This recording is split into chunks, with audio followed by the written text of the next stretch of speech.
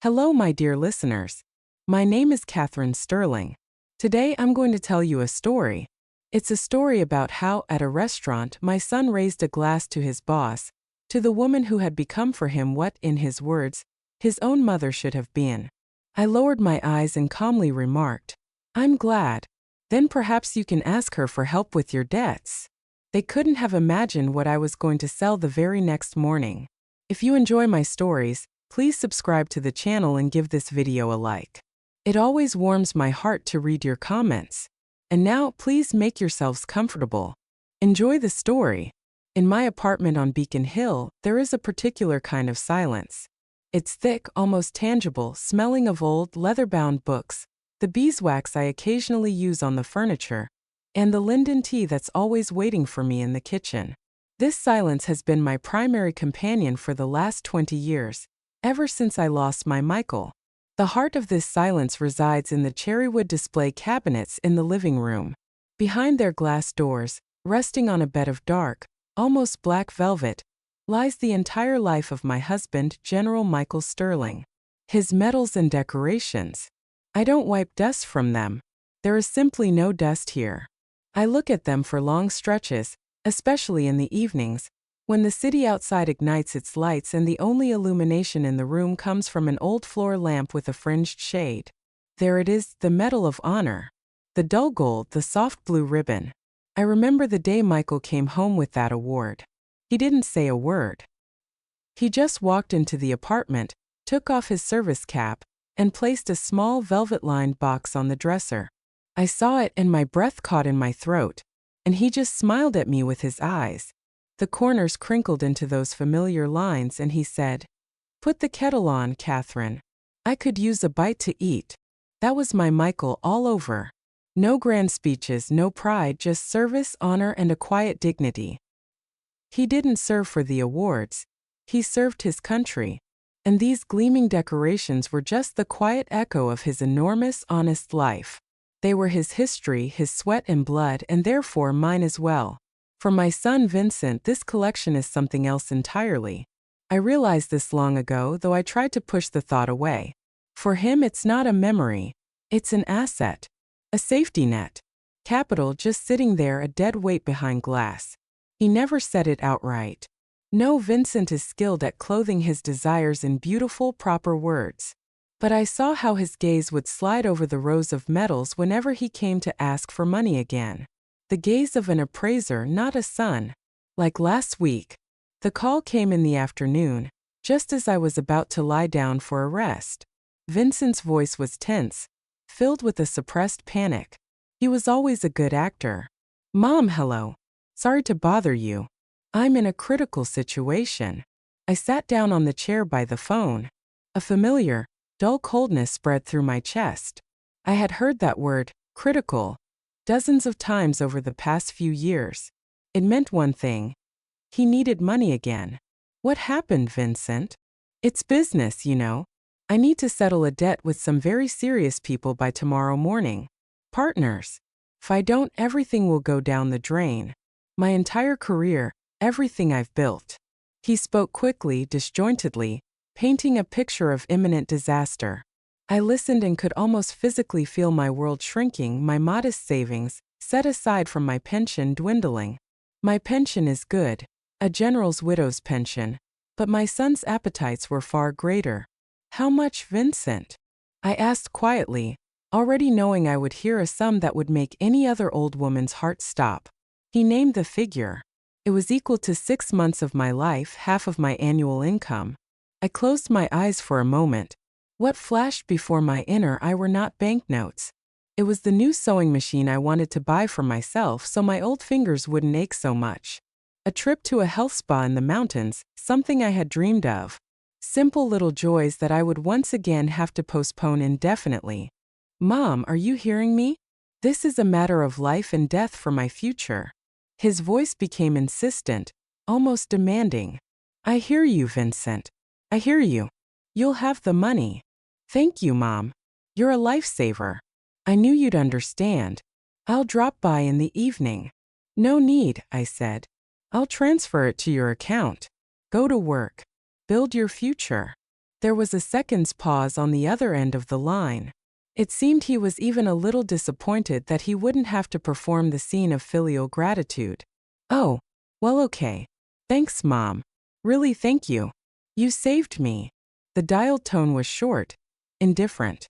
He didn't even ask about my health. I sat for a while longer staring into space. Then I got up, dressed, and went to the bank branch. And as I stood in line, as I filled out the transfer form, I repeated a mantra to myself. It's for him, for his career, so that he can stand firmly on his own 2 feet, so that everything will be all right for him. A man needs to feel accomplished. Michael would have understood. Michael would have helped his son too. I convinced myself of this. I had been convincing myself of this for 30 years. For 30 years, I had been mending not only uniforms, but also the holes in his budget, in his self-esteem, in his perpetually unsettled life, which from the outside was meant to look successful and respectable. And today was the apotheosis of that life, the day of his triumph. He had been promoted, and to mark the occasion, his firm was hosting a grand dinner at an expensive, trendy restaurant in downtown Boston. And I was invited. How could it be otherwise? The hero's mother. The restaurant buzzed like a disturbed beehive. Loud, unfamiliar music, the clinking of glasses, bursts of foreign laughter, the smells of unimaginable overseas dishes. It all assaulted me the moment I crossed the threshold. I was seated at a small table to the side, slightly away from the long table where the management and the golden youth of my son's firm sat. I was like a small, quiet island in a raging ocean of ostentatious merriment. A forgotten island. Vincent was in his element. Flushed from expensive wine and self-satisfaction, he flitted from one boss to another, laughing loudly, clapping someone on the shoulder, cracking jokes. He was the star of the evening. He looked at me only once when I entered. A distant nod as if to say, "You came good," and he immediately turned away. His wife, Isabella, pretended not to notice me at all. She was busy discussing the advantages of buying a summer house in the Hamptons with some woman dripping in diamonds. I sat upright, my old hands folded in my lap. I didn't feel hurt, but rather a sense of detachment, as if I were watching a movie about the lives of strangers. I saw my 55-year-old son behaving like a boy desperately seeking approval, and he was getting it. At some point the music softened. Vincent, swaying slightly, stood in the middle of the room with a glass in his hand. A triumphant smile played on his face. "A moment of your attention, friends, colleagues." His voice boomed through the hall. All eyes turned to him. All except mine. I was looking at my hands. He did not look in my direction. His gaze was fixed on the woman sitting at the head of the table. A stern, powerful woman in an impeccably tailored steel gray pantsuit. His boss, Larissa Croft. "I want to raise this glass," Vincent began, his voice ringing with genuine pathos, "to a person who has become a true mentor to me. To Larissa Croft." A polite murmur of approval rippled through the room. For her wisdom, for her iron grip, for her faith in me, for becoming a role model for me. He paused, gathering air for the final chord. He looked directly at her, and in his gaze was an almost filial devotion. I drink to a woman of action and vision, to the woman who became for me what my own mother should have been. A mother who builds empires, not just men's uniforms. The room erupted in applause. Someone, I think, even shouted, "Bravo!" Dozens of glasses were raised and clinked together. For me, that clinking merged into a single deafening, cutting sound, as if something huge, invisible, made of the finest crystal, had shattered right under the restaurant ceiling. I slowly lowered my eyes to my hands, folded on the tablecloth. And in that moment I felt nothing. No pain, no sting of resentment, no burning shame. Nothing. The part of me that should have cowered, trembled, dissolved into tears, it was silent. It was dead. Instead, an absolute piercing cold spread through my body, starting from my very heart. A ringing, icy silence. The lock in my soul didn't just click shut. It rusted over and seized up, in an instant and forever. I sat motionless as the noise in the restaurant swelled again. The applause died down. The music resumed, and the life of the stranger's party flowed on, flowing around my small table like a river around a stone. Vincent, beaming like a polished samovar, made his way around the head table, shaking hands and accepting congratulations. His path led him past me. He approached, still drunk on success and wine, and condescendingly patted me on the shoulder. "Well, Mom, not bored?" he asked, not even looking at me, but continuing to smile at someone across the room. I slowly raised my eyes to him. Inside was a void, smooth and cold as a river stone. I looked him straight in the face, into his smug, joyful eyes. "What a toast, Vincent," I said. My voice didn't waver. It was even perhaps a little quieter than usual. "I'm glad you found such support. Now you'll have someone to help you with your debts." The smile on his face froze, then slid off. He frowned, trying to grasp the meaning of my words through the wine-induced fog. "What? What do you mean?" I didn't explain. I just slowly, leaning on the table, stood up. "My head has started to ache. I think I'll go home." Without waiting for a reply, I turned and walked towards the exit. I could feel his bewildered gaze on my back. But he didn't stop me. He probably decided the old woman was just tired, overwrought. In his world, that was the most logical explanation. The night street of Boston met me with a cool, quiet air. I didn't hail a cab. I walked. I walked slowly without paying attention to the way, just walking through the lights of the big city, which suddenly felt completely alien to me. There were no tears. There was no anger, which probably should have been boiling in my chest. There was only a deafening silence inside and a single clear, extremely precise thought that beat in my head like a trapped bird. 30 years. 30 years of sacrifices. They weren't loud sacrifices. They weren't heroic deeds. They were quiet, daily, imperceptible, like water that drop by drop wears away a stone. I suddenly remembered an episode with perfect clarity, from 25 years ago. Vincent was 30. He had just started his first prestigious job and was desperately trying to make an impression. He needed a new coat. Not just any coat, but a cashmere one, expensive, a status symbol as he called it. At the time, I had the opportunity to buy myself a good warm sheepskin coat. I had dreamed of one for years, saving up from every paycheck. I was still doing some sewing on the side back then. I had already seen it, this coat, in the window of a department store. Soft, light-colored, it would have warmed my perpetually aching back through the long winter. And then Vincent came with his shining eyes full of plans and ambitions, and told me about this coat, about how important it was to look solid, about how people are judged by their appearance. I listened to him, looked at my handsome, hopeful son, and gave him everything I had, every last penny. He hugged me then, kissed me, said I was the best mom in the world and that he would repay me 100-fold. I spent that winter in my old, worn wool coat, patched at the elbows.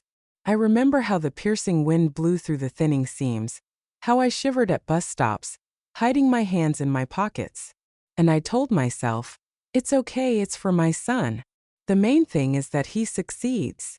I was mending his life, patching his future, forgetting that I myself was walking around in patches. And there were hundreds of such episodes. He forgot to pay back debts. He got into critical situations. He took money from me for a car, for renovations, for a vacation with Isabella to fashionable resorts, while I denied myself medication, good food, a trip to a sanatorium. I wasn't a mother. That evening at the restaurant, I understood this with final clarity. I was a resource, a convenient, reliable, quiet financial source that was always at hand. And now the resource was exhausted. Not the money, no. There was still money. What was exhausted was the thing that made me give it away. A mother's blindness, hope, a love that had turned into its opposite, a humiliating obligation. I reached my building, took the elevator up, entered my quiet apartment that smelled of beeswax and lemon, and closed the door behind me. That night was the first in many years that I slept without dreams. A deep, empty sleep. I woke up with the first rays of sun that pierced through the heavy curtains. In my head there was absolute clarity and peace. And a purpose. I got up without making the bed. I walked into the living room. The phone on the table vibrated. I looked at the screen. Vincent. Ignoring the call, I set the device aside. My path led me to the old sewing table I had inherited from my mother. I pulled out the top drawer and took out my thimble, small silver, tarnished by time and millions of needle pricks. It had been with me for 60 years. It remembered the warmth of my fingers when I was a young bride sewing my own wedding dress.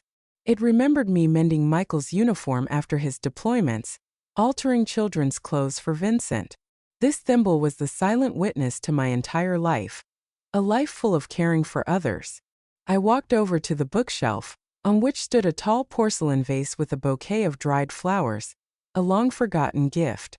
The flowers had long since withered, turned into fragile, dusty mummies. I held out my hand, the thimble clenched in my fist over the vase. I opened my fingers. The silver circlet fell with a quiet, dry thud into the dusty crumble of petals and stems, disappearing within it. It was a funeral. The funeral of Catherine the seamstress, Catherine the vest, Catherine who would always fix and mend everything. Only after that did I proceed to the main event. I pulled out a heavy steel box from under the bed, one that Michael had once brought home from his service. The lock clicked open. Inside, in perfect order, lay folders. I took out one, the thickest. It contained the award booklets and all the official documents for every order, every medal in my husband's collection. I found the right number in an old address book, the National Museum of the United States Army. My finger confidently dialed the numbers on the old rotary phone. There was not a shadow of a doubt in me, not a drop of regret. National Museum of the U.S. Army, how can I help you? A female voice answered. Hello. My voice was perhaps even dry. Please connect me with the head of the main repository, regarding a very important matter. After a short wait, a pleasant male baritone came on the line. Dr. Alistair Finch speaking. Hello, Dr. Finch. My name is Catherine Sterling. I am the widow of General Michael Sterling. There was a pause on the other end, and then the tone of his voice changed dramatically. The official politeness vanished, replaced by lively, almost reverent notes. General Sterling? The Michael Sterling? Mrs. Sterling, my dear lady, it is an immense honor just to speak with you. I have studied his service, his contributions for many years. I let him speak, listening with the same cold calm. Dr. Finch, I am calling you on business. I have made the decision to donate my husband's entire collection of awards to your museum. As a gift. I pronounced the last word syllable by syllable, leaving no room for doubt. He fell silent again, this time it seemed from shock. The entire collection? Mrs. Sterling, but you understand its historical and cultural value. It's a national treasure. Precisely, I said firmly, which is why its place is in a museum, not in a private apartment. It should belong to the people and the history that my husband made, not to other purposes.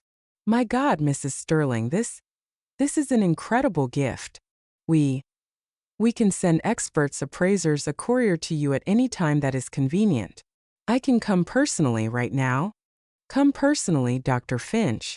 Tomorrow at noon. I will have all the documents ready. We arranged the details. I hung up and stood frozen in the middle of the room. The silence was no longer oppressive. It had become light, transparent. And then I took a breath. Not just any breath, but the first truly deep, free breath I had taken in 30 years. The air filled my lungs to the very bottom, and it was clean, fresh, and belonged only to me. The silence in my apartment had changed. Before, it was filled with the anticipation of a phone call. Another request, another crisis. Now it was filled with peace. The next day, Dr. Finch himself arrived. He was an elderly, intelligent man with noble gray hair and eyes full of sincere, unfeigned respect. He didn't talk about money. He talked about Michael. He told me which specific operations for which my husband had received this or that award were still studied in military academies. He looked at the medals not as valuable trinkets, but as chapters in a great book. We sat at the table drinking tea with lemon, and for the first time in many years, I spoke about my husband with someone who understood his essence, not his status. Two museum employees, Young men in white gloves carefully, with almost religious reverence, packed each award, each document into special containers. I watched the emptying velvet shelves of the cherrywood cabinets and felt no loss. I felt a tremendous weight being lifted from my shoulders. When they had carried out the last box, Dr. Finch shook my hand, bowed low and said, "Mrs. Sterling, on behalf of everyone who values the history and honor of this country, thank you. You have done a great thing." I closed the door behind them and was left alone in my quiet, empty living room. And I smiled. A week passed in this new, unfamiliar world. I sorted through old fabrics, organized my closets. The phone rang several times. Vincent. I didn't answer. He sent messages. At first, bewildered. "Mom, where are you? Is everything okay?" Then annoyed. "Why aren't you answering? I'm worried." And finally, one that gave him away completely. "Mom, we need to talk seriously. It's urgent." I read them with the cold curiosity of a researcher studying the habits of an unfamiliar creature. And then they came on a Saturday afternoon. The doorbell rang, sharp, demanding. I opened it. On the threshold stood Vincent and Isabella. Their faces wore masks of false cheerfulness, but their eyes betrayed their panic. Especially Isabella's. Her gaze was darting, grasping, like someone standing on the edge of a cliff. "Mom, hi. We were just passing by, decided to drop in," Vincent reported cheerfully, walking into the apartment without even taking off his shoes. Isabella slipped in after him like a shadow. "Come in," I said evenly. "Would you like some tea?" No, Mom, no time. We're just here for a minute." He waved it off. They walked into the living room. I knew where their eyes would go first. To the cherrywood cabinets. I saw Isabella freeze, her face elongating, her hand involuntarily flying to her mouth. Vincent froze too. His face slowly turned pale. Where is everything?" he whispered, gesturing to the empty shelves gaping with dark velvet. "Mom, Isabella and I were thinking," he began, trying to give his voice a businesslike, pragmatic tone. He didn't look at me. His gaze was fixed on the empty cabinets, as if he still hoped it was a mirage. "Times are tough right now.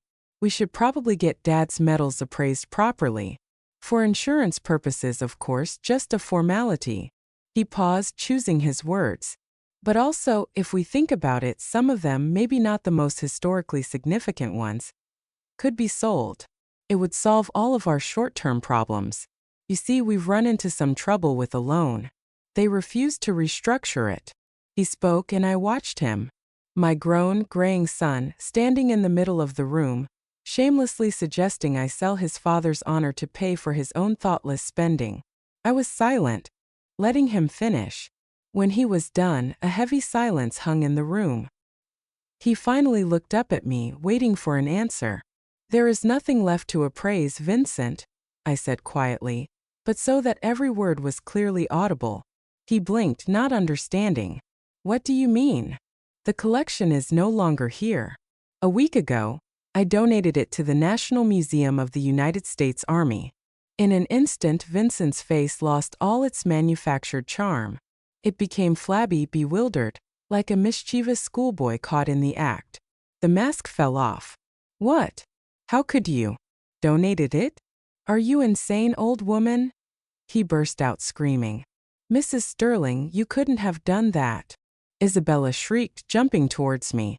Her face was contorted in a grimace of rage and despair. "He needed them. That's his money, his inheritance." Inheritance. I slowly turned my head and looked directly into my son's eyes. My gaze was calm but heavy as a granite slab.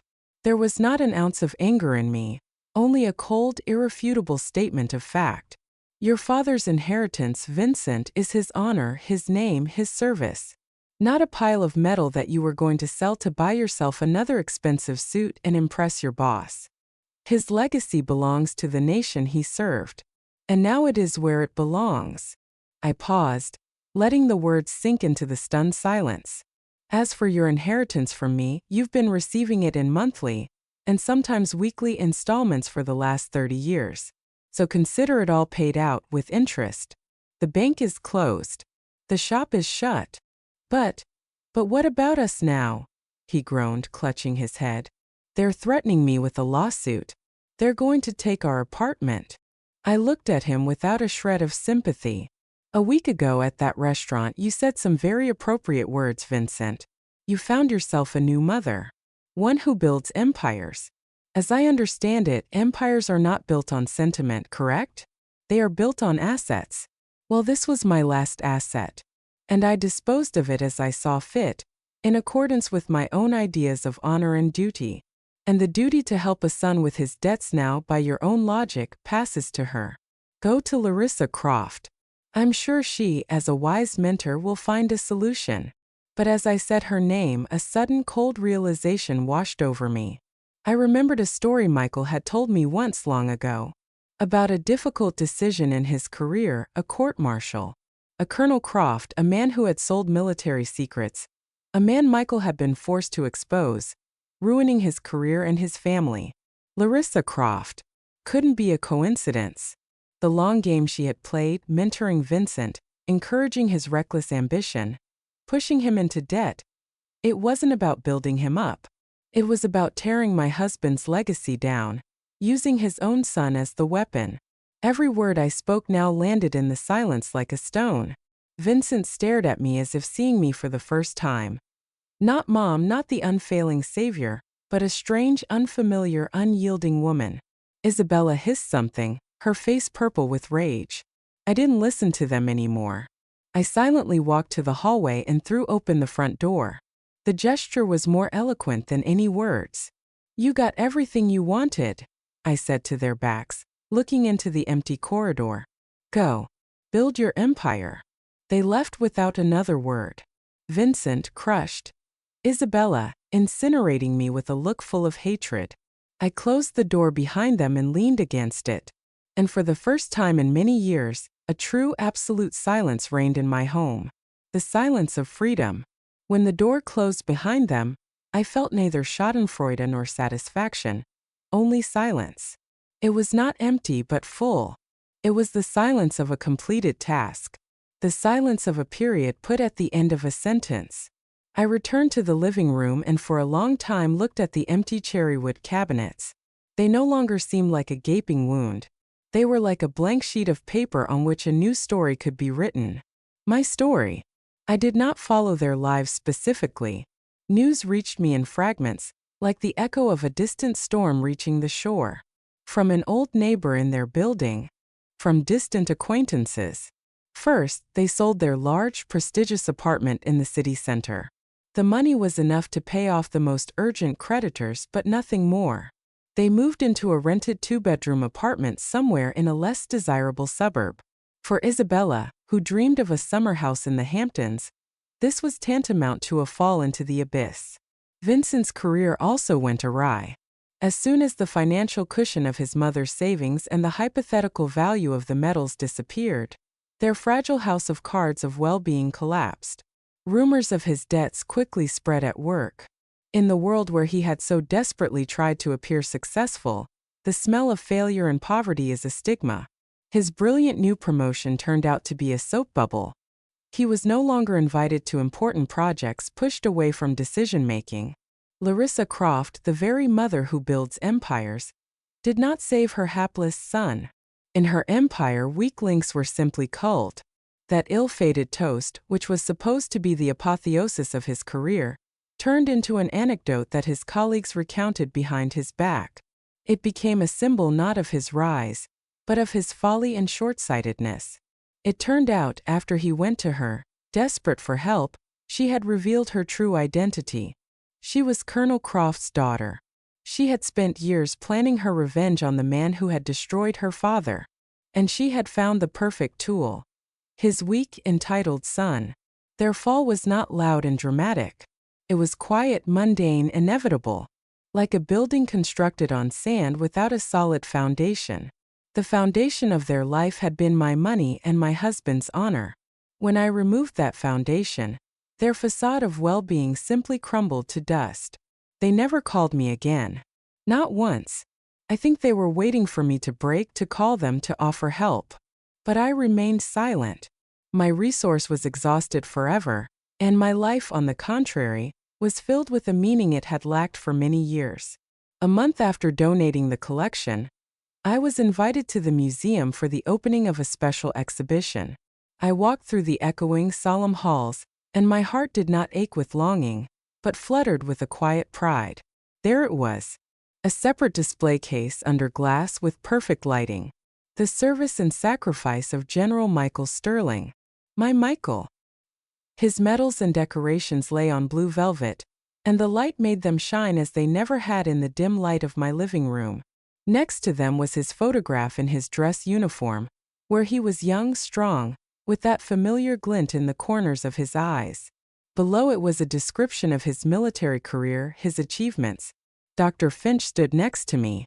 He didn't talk about the numismatic value or the price of gold. He pointed to the Silver Star and told me about the battle for Fallujah. He pointed to the Medal of Honor and spoke of a hand-to-hand fight from which Michael had emerged victorious. He spoke of honor, of duty, of character. He saw behind the gleam of the medal a living man, a hero. And I felt that my husband was here now, next to me, and that he approved of my actions. I had returned his name to history where it belonged. A few days later, the mailman brought me an official envelope. I opened it with my old trembling fingers. It was a letter from the Department of Defense. On watermarked paper, in dry official language, but with immense inner dignity, they thanked me for an invaluable patriotic gift to the nation. This simple piece of paper, this formal gratitude from the country my husband had served, meant more to me than all the millions my son had squandered on his whims. I put this letter in a simple frame and hung it on the wall, in the very spot where the portrait of Vincent and his family used to hang. Life around me began to change. I didn't get rid of the empty cherrywood cabinets. I filled them, but not with medals. I took out all my supplies from the attic: rolls of bright cotton, lengths of silk and velvet, boxes of thread spools of every color of the rainbow. Everything I had been saving, everything I had been putting off. And I hung a simple, handwritten notice on the door of my building. Professional seamstress Catherine Sterling is offering free sewing and pattern-making lessons for all interested girls. Tuesdays and Thursdays at 4 p.m. First one girl came, then two. A month later, there were 7 girls sitting in my living room, from our building and the neighboring ones. They were noisy, giggly, clumsy.